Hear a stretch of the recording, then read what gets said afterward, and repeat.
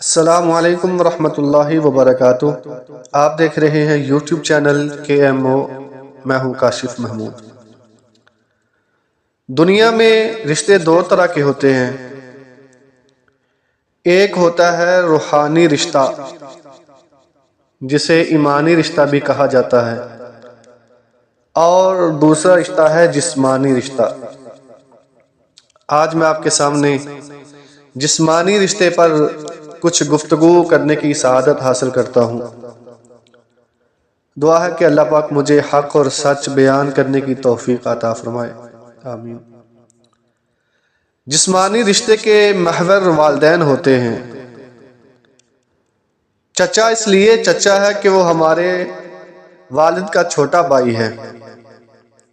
تایا جان اس لیے تایا جان ہے کہ وہ ہمارے ابو جی کا بڑا بھائی ہے۔ ماموں کو اس لیے ماموں کہا جاتا ہے کہ وہ ہماری ماں کا بھائی ہے۔ خالہ اس لیے خالہ کہلاتی ہیں کہ وہ ہماری والدہ کی بہن ہیں۔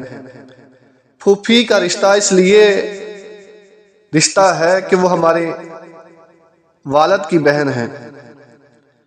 اسی طرح جتنے بھی رشتے ہیں، جتنے بھی رشتہ داریاں ہیں، یہ ساری کی ساری ہمارے والدین کی وجہ سے ہی ہیں، جن کا سبب اور تعلق صرف ہمارے والدین ہوتے ہیں۔ تو اللہ رب العزت نے بہت ساری آیات والدین کی شان میں اتاری ہیں۔ قرآن عظمت والدین پر گواہ ہے، بہت ساری آیات ہیں، بہت ساری احادیث مبارکہ ہیں۔ اللہ رب العزت نے ارشاد فرمایا وَاعْبُدُوا اللَّهَ وَلَا تُشْرِكُوا بِهِ شَيْئًا وَبِالْوَالِدَيْنِ إِحْسَانًا، سورہ نساء۔ پھر دوسری جگہ پر ارشاد فرمایا وَقَضَىٰ رَبُّكَ أَلَّا تَعْبُدُوا إِلَّا إِيَّاهُ وَبِالْوَالِدَيْنِ إِحْسَانًا إِمَّا يَبْلُغَنَّ عِندَكَ الْكِبَرَ أَحَدُهُمَا أَوْ كِلَاهُمَا فَلَا تَقُل لَّهُمَا أُفٍّ وَلَا تَنْهَرْهُمَا وَقُل لَّهُمَا قَوْلًا كَرِيمًا وَاخْفِضْ لَهُمَا جَنَاحَ الذُّلِّ مِنَ الرَّحْمَةِ وَقُل رَّبِّ ارْحَمْهُمَا كَمَا رَبَّيَانِي صَغِيرًا۔ فرمایا اللہ رب العزت نے کہ جب والدین بوڑھے ہو جائیں، وَلَا تَنْهَرْهُمَا، پھر انہیں کبھی جھڑکنا مت، وَقُل لَّهُمَا قَوْلًا كَرِيمًا، جب بھی بات کرنی ہے ہمیشہ نرم لہجے میں ہی بات کرنی ہے ان سے، کبھی ان سے نفرت نہ کرنا، اونچی آواز میں نہ بولنا، نرم و گداز شائستگی لہجے میں ان سے بات کرنا۔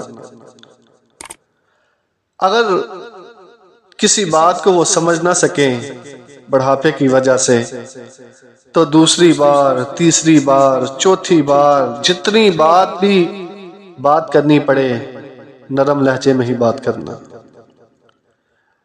غصے کا کبھی اظہار نہ کرنا۔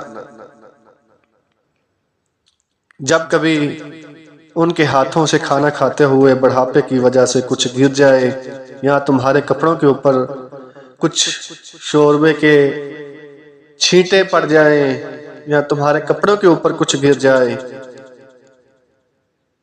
تو پھر بھی ان کے سامنے کبھی غصے کا اظہار نہ کرنا، بلکہ اس وقت کو یاد کر لینا کہ جب تم ننھے ننھے ہاتھوں سے کھانا اور انہی ہاتھوں کو اپنے والدین کے کپڑوں پہ مال دیتے تھے، تو والدین بجائے غصہ کرنے کے تمہارا بوسہ لیتے تھے، تمہارے ماتھے کو چومتے تھے، اور وہ کہتے تھے کہ ہمارے بیٹے کو آج کھانا کھانا اور اس کا طریقہ پتہ چل گیا ہے۔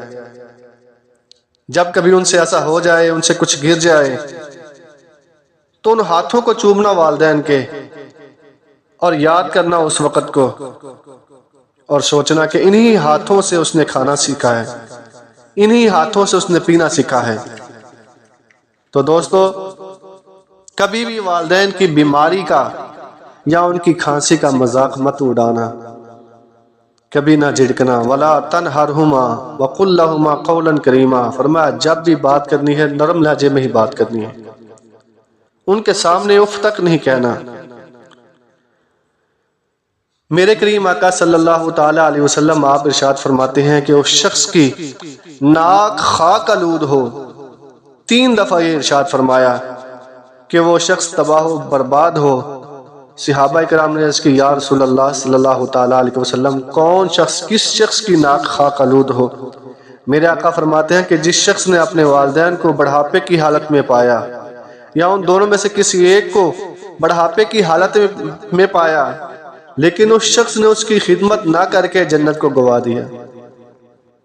آج ہمارے پاس وقت ہے، آج وہ ٹائم ہے کہ ہم اپنے والدین کی قدر کریں، ان کی تعظیم کریں، ان کے سامنے نرم و ملائم لہجے میں شائستگی سے بولیں۔ آج ہمارے پاس اختیار ہے کہ ہم ان کی خدمت کر کے جنت کو حاصل کریں یا پھر ان کو ناراض کر کے جہنم کا سبب بنیں۔ دعا ہے کہ اللہ پاک ہمیں اپنے والدین کی قدر کرنے کی، ان کی تعظیم کرنے کی، ان کے ساتھ ہر طرح سے اچھا سلوک کرنے کی توفیق عطا فرمائے۔